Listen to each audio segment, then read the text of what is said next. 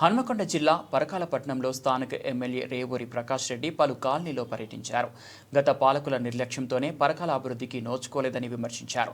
పరకాలకు పూర్వ వైభవం తీసుకురావడమే లక్ష్యంగా కాంగ్రెస్ ప్రభుత్వం పనిచేస్తుందని అన్నారు.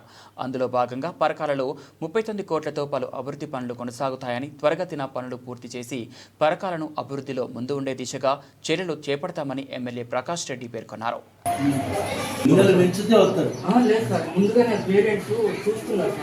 అయితే ఎవరైతే ప్రైవేట్ స్కూల్లో సర్టిఫికేట్స్ అనేది ప్రైవేట్ స్కూల్లో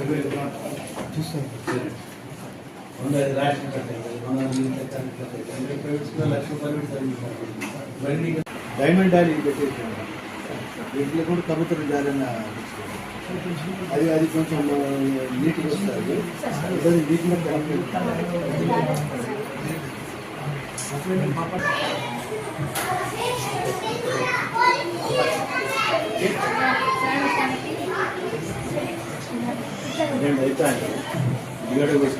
కంకర కానీ రాళ్ళు కానీ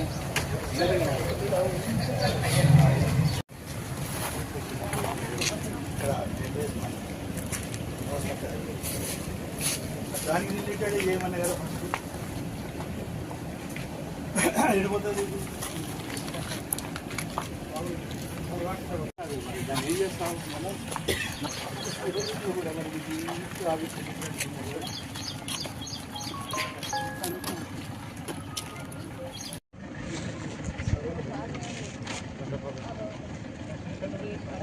మున్సిపాలిటీ అనేది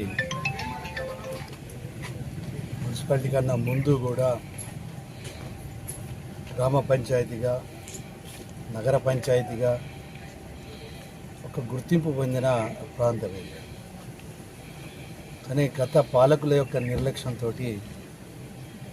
మంచినీటి వ్యవస్థ కానీ, డ్రైనేజ్ వ్యవస్థ కానీ అస్తవ్యస్తంగా ఉండడం, వర్షాలు పడితే చాలా మట్టుకు ఇళ్ళకు నీళ్లు రావడము, అదేవిధంగా మురికి కాలువలలో కూడా ఎక్కడెక్కడ చెత్త ఉండడము, ఇంకా అపరిశుద్ధ వాతావరణం అనేది ఈ పరకాల మున్సిపాలిటీలో మనకు కనబడుతుంది. దాన్ని దృష్టి పెట్టుకొని ప్రథమంగా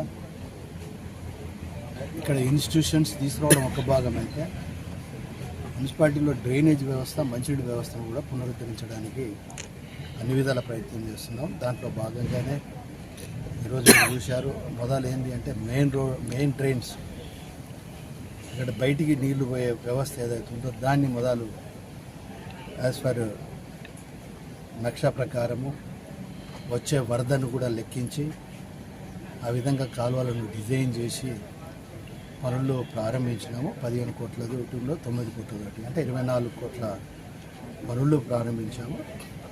ఇంకో 15 కోట్లు కూడా వచ్చే అవకాశం ఉంది. దాని ప్రపోజల్స్ కూడా పంపించినాము. అంటే దగ్గర 39 కోట్లతోటి ప్రాథమికంగా చుట్టూ సరౌండింగ్ ఏరియాస్ మొదలు ఫస్ట్ క్రియేటివిటీ చేస్తున్నాం. ఈరోజు కూడా చూసినా మనం పనులు ఏ విధంగా జరుగుతున్నాయి, పురోగతి ఏ విధంగా ఉంది. అయితే కొన్ని దిక్కులు ఏంటి అని అంటే ఈ పాత డ్రైనేజీలు ఉండడం, కొన్ని గోడలు ఉండడం, అవి కూడా కొంత ఇబ్బంది వచ్చినా కూడా ఎక్కడా కూడా కాంప్రమైజ్ కాకుండా ఆ ఇంటి ఓనర్స్తో కూడా మాట్లాడి,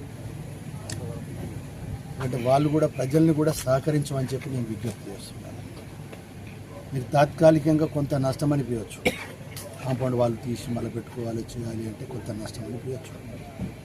కానీ భవిష్యత్తుకు మాత్రము మీకు, మీ కుటుంబానికి కూడా ఒక మంచి వాతావరణం, మంచి ఆరోగ్యపరమైన వాతావరణం పెరగడానికి కూడా దోహదపడుతుంది. కనుక పట్టణ ప్రజలకు కూడా నేను ప్రత్యేకంగా విజ్ఞప్తి చేస్తున్నాను. దయచేసి సహకరించండి. మంచి డ్రైనేజ్ వ్యవస్థను, మంచినీటి వ్యవస్థను కూడా, మంచినీటికి కూడా అమృత్ కార్యక్రమంలో 11 కోట్లు కేటాయించడం జరిగింది. నిన్ననే డ్రైనేజ్ మీద, అదేవిధంగా మంచినీటి వ్యవస్థ మీద కూడా రివ్యూ కూడా చేయడం జరిగింది.